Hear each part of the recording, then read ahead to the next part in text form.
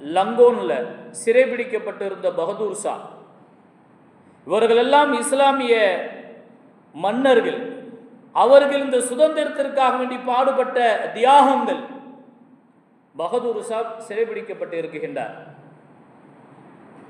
ஹட்சன் என்று சொல்லக்கூடிய ஒரு ஆங்கிலேயர் காலை உணவுக்காக வேண்டி 2 தட்டிலே ஒரு பொருளை வைக்குகின்றார்.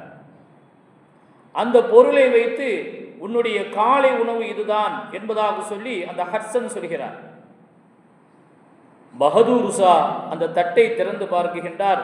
தான் பெற்றெடுத்த 2 பிள்ளையினுடைய தலை அங்கே வைக்கப்பட்டு இருக்கின்றது. தான் பெற்றெடுத்த தன்னுடைய பிள்ளையினுடைய தலை தந்தையினுடைய உணவாக அங்கே வைக்கப்பட்டிருந்தது. இதையெல்லாம் பார்த்தவர்கள் அஞ்சவில்லை, ஆங்கிலேயர்களுக்கு அடிமையாகிவிடவில்லை.